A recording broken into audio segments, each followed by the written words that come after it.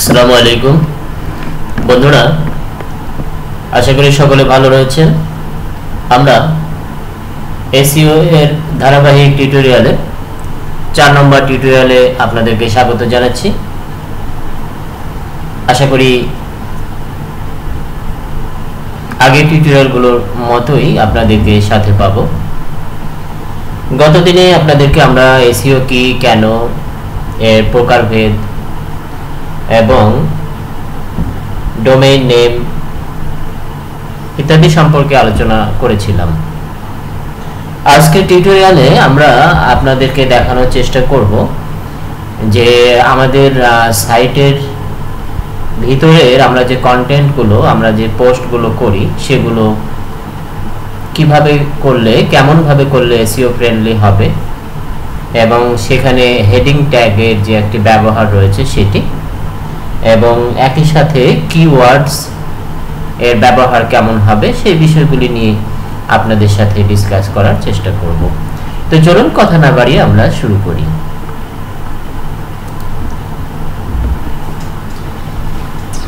এই যে দেখুন, আমাদের আজকের আলোচনার বিষয়ের মধ্যে আমরা রেখেছি কিওয়ার্ড এবং হেডিং এবং সেই সাথে কন্টেন্ট। তো আসুন আমরা শুরুতে কিওয়ার্ডস কি এই জিনিসটা আমরা দেখি।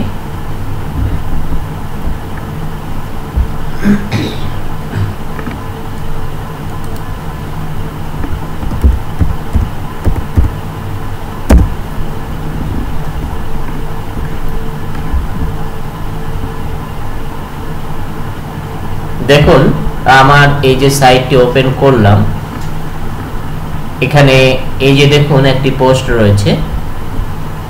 এখানে যে পোস্টটি রয়েছে দেখুন, আর্নিং বাই অ্যাডসেন্স। সরি বন্ধুরা, 5 সেকেন্ডের জন্য আমাদের অ্যাডটির জন্য অপেক্ষা করতে হচ্ছে।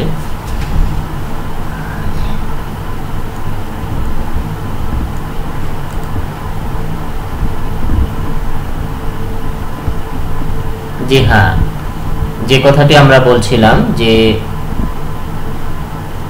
এই যে এখানে একটি পোস্ট দেখতে পাচ্ছেন যার ভিতরে বেশ কিছু কথা রয়েছে। অনলাইনে যাদের কম বেশি বিচরণ আছে এবং যারা ইন্টারনেট থেকে অর্থ আয় করতে আগ্রহী তারা অ্যাডসেন্সের কথা অবশ্যই শুনে থাকবেন। তো এই যে দেখুন, অ্যাডসেন্সের একটি কথা আমি এখানে দিয়েছি, অ্যাডসেন্স শব্দটি ব্যবহার করেছি। তো এই অ্যাডসেন্স শব্দটি কিন্তু আমার এই কন্টেন্টের এই যে শিরোনামেও রয়েছে, এবং একই সাথে আমরা আমাদের যে পেজগুলো সেটআপ করেছিলাম সেই পেজের ভিতরেও কিন্তু অ্যাডসেন্স কথাটি এক জায়গায় রয়েছে।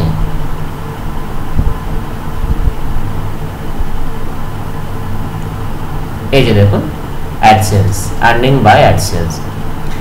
ঠিক একই সাথে আমি যেখানে ডেসক্রিপশন দিয়েছি এই ডেসক্রিপশনের ভিতরেও কিন্তু অ্যাডসেন্স কথাটি, এই যে দেখুন অ্যাডসেন্স কথাটি রয়েছে, অ্যাডসেন্স। তো ফলে এই 3 জায়গায় আমার এই শব্দটি মিলে যাওয়ার ফলে যখন গুগলের রোবট টেক্সট আমার এই সাইট এর অ্যাডসেন্স লিখে যখন কেউ সার্চ করার চেষ্টা করবেন তখন কিন্তু তারা এই শব্দটি আমার যখন অধিকাংশ জায়গায় পেয়ে যাবে সেটিকে তারা গুরুত্ব দেবে এবং আমার সাইটটিকে হাইলাইট করার জন্য তারা চেষ্টা করবে। তো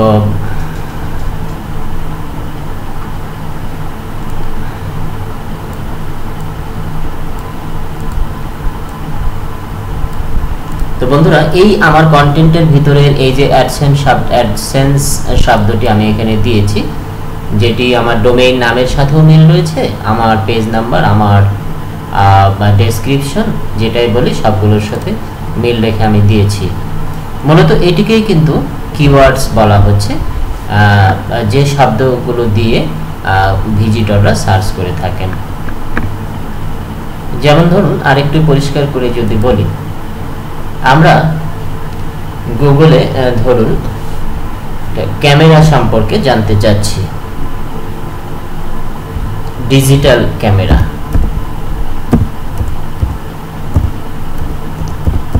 ডিজিটাল ক্যামেরা।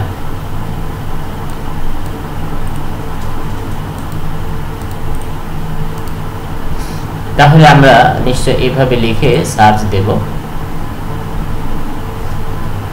তাহলে এই যে দেখুন প্রথমে যে সাইটটি আমাদের সামনে যে রেজাল্টটি হাজির হয়েছে 1,66,00,000 রেজাল্টের মধ্য থেকে যে রেজাল্টটি আমাদের একেবারেই টপে অবস্থান করছে, সেটির প্রথম শব্দই কিন্তু ছিল ডিজিটাল ক্যামেরা। এই ডিজিটাল ক্যামেরা এবং আমার সার্চ দিয়েছি যে শব্দ, যেটাকে আমরা কিওয়ার্ডস বলছি, শব্দের মূল যে চাবিকাঠি সেটির সাথে এই তাদের নির্ধারিত কিওয়ার্ডটি কিন্তু হুবহু মিলে গিয়েছে। তো হুবহু মিলে যাওয়ার ফলেই কিন্তু তারা এটাকে বেশি প্রায়োরিটি দিয়েছে এবং শুরুতেই তারা এটি আনার জন্য ব্যবস্থা করে দিয়েছে। তো বন্ধুরা, কিওয়ার্ডস নিশ্চয় বুঝতে পারছেন যে আমাদের সাইটকে গুগলের ফার্স্ট পেজে নিয়ে আসার জন্যে, প্রথম 10টির মাঝে অবস্থান করানোর জন্য কতখানি ভূমিকা পালন করে। এবার আসুন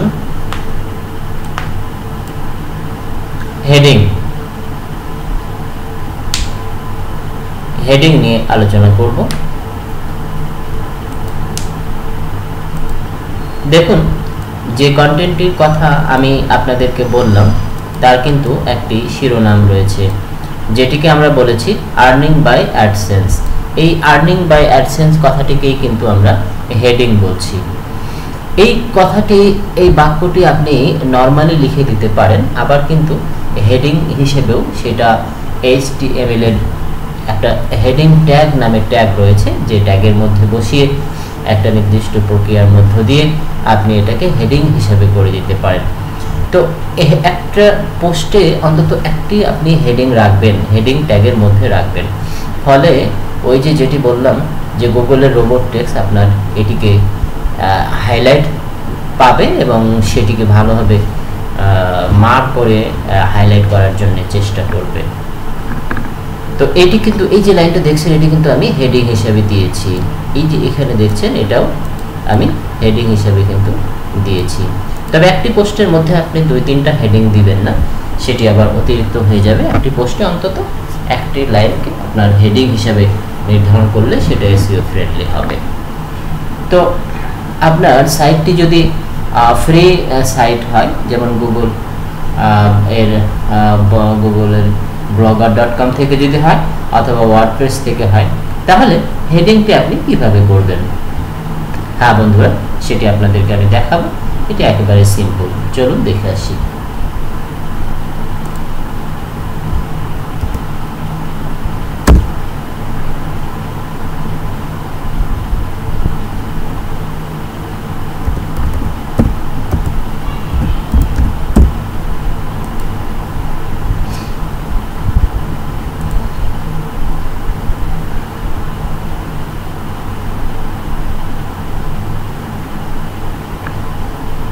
দেখুন, এখানে আমি আমার সাইটে প্রবেশ করলাম।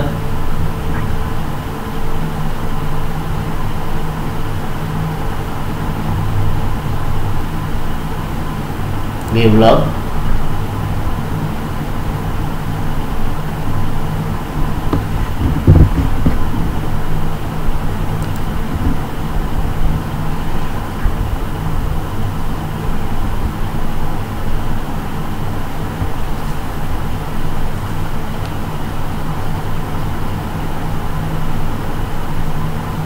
একটু লোডিং হতে সময় নিচ্ছে। বন্ধুরা, আমরা HTML ফরম্যাট থেকে কম্পোজে ক্লিক করে কম্পোজে আসলাম। এই যে লাইনটি আপনারা দেখতে পাচ্ছেন, এটি আসলে এই যে দেখুন একটি বক্স উপরে রয়েছে বাটন, সেখানে নরমাল দেখাচ্ছে। এই বাটনের রাইট সাইড থেকে আমরা এই যে অ্যারো চিহ্ন, নিম্নমুখী অ্যারো চিহ্ন যদি ক্লিক করি, তাহলে দেখুন কয়েকটি অপশন দেখাবে। প্রথমটি heading, sub heading, mirror heading, normal. তো এখান থেকে যদি আপনি হেডিংয়ে ক্লিক করেন তাহলে কিন্তু এটি আপনার হেডিং হয়ে যাবে।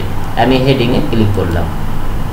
দেখুন এটি এখন আমার কিন্তু হেডিং হিসাবে HTML ফরম্যাটে দেখাবে এবং গুগল রোবটও সেই হিসাবেই তাকে চিহ্নিত করবে।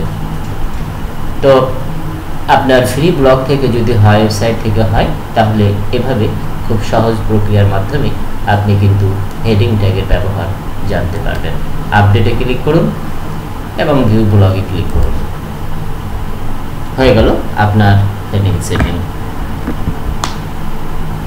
এবং সেই সাথে আপনারা HTML সম্পর্কে যদি ধারণা আপনাদের থাকে তাহলে হেডিং কিভাবে সেট করতে হয় তা তো অবশ্যই জেনে থাকবেন। এই যে এরকম একটা ট্যাগ বলে, এটাকে এরকম চিহ্ন দিয়ে ভিতরে H লিখতে হয় এবং 1 2 3 থেকে 6 পর্যন্ত লেখা যায়।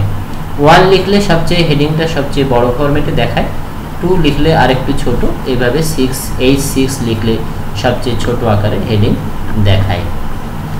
তো HTML সম্পর্কে যদি আপনাদের ধারণা না থাকে এটি সম্পর্কে জেনে নেবেন। আমরা চেষ্টা করব আমাদের আলোচনা শেষের দিকে HTML সম্পর্কে আপনাদের কিছু ধারণা দেওয়ার জন্য।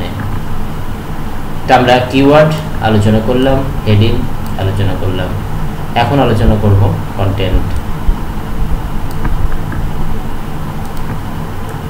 আসুন আমরা এই যে এখানে লেখাটি দেখতে পাচ্ছি, আমরা একটা পোস্ট যেটাকে বলতে পারি বা আর্টিকেল যেটাকে বলতে পারি সেটিকেই মূলত কন্টেন্ট বলা হচ্ছে। এই কন্টেন্টটি কিন্তু অবশ্যই মৌলিক হতে হবে বা ইউনিক হতে হবে, অর্থাৎ কন্টেন্টটি এমন হতে হবে যে আপনিই প্রথম লিখলেন বা পোস্ট করলেন, আপনার আগে আর কেউ এই রকম পোস্ট করে নাই। তবে হ্যাঁ, এখানে টেনশন বা ভয়ের কোনো কারণ নেই, আপনি নিজে লিখতেও পারবেন অথবা গুগলে সার্চ দিয়ে ভালো ভালো কন্টেন্ট থেকে এখানে ওখান থেকে সংগ্রহ করে কপি করে সেগুলা মডিফাই করে কিছু পরিবর্তন করে আপনার মতামত সেখানে যোগ করেও কিন্তু আপনি একটি আর্টিকেল বা পোস্ট তৈরি করে নিতে পারবেন। শুধু মনে রাখবেন যে হুবহু কপি পেস্ট করে যদি আপনি কন্টেন্ট বসাতে চান সেটা ব্ল্যাক হ্যাট এসইওর মধ্যে পড়ে যাবে এবং সেটি গুগল কখনো অ্যালাউ করবে না। সে কারণে কন্টেন্টটি আমাদের অবশ্যই সুন্দর হতে হবে। আরো পরিষ্কারভাবে যদি বলতে চাই তাহলে আমাদের ওয়েবসাইটটি মূলত হতে হবে মানুষের কল্যাণের জন্য, ওয়েবসাইটের বিষয়গুলোই হতে হবে মানুষের উপকারের জন্য, সার্চ ইঞ্জিনের জন্য নয়। এই বিষয়টি সবসময়ের জন্য আমাদের কিন্তু মাথায় রাখতে হবে। বন্ধুরা, আমাদের এই টিউটোরিয়াল আলোচনা এ পর্যন্তই। আমরা এখানে কিওয়ার্ডস, সুন্দর সুন্দর কিওয়ার্ডস যথাস্থানে যথাযথভাবে আমাদের ডোমেইন নামের সাথে মিল রেখে কিওয়ার্ড সেট করব। একই সাথে হেডিং দিব আমরা প্রত্যেকটা কন্টেন্ট পোস্টে অন্তত একটি করে, এবং কন্টেন্টগুলো সুন্দর রাখবো, ইউনিক রাখবো এবং মানুষের উপকারে আসে সেরকম বিষয় নিয়ে কন্টেন্ট তৈরি করে আমার ওয়েবকে সাজিয়ে তুলব। আশা করি আপনারা এই সিম্পল জিনিসগুলো অবশ্যই বুঝতে পেরেছেন। আগামী টিউটোরিয়ালে আরও নতুন কোনো বিষয় নিয়ে আলোচনার জন্য প্রস্তুতি গ্রহণ করছি। আশা করি আপনারা সাথেই থাকবেন। সে পর্যন্ত ভালো থাকুন। ধন্যবাদ।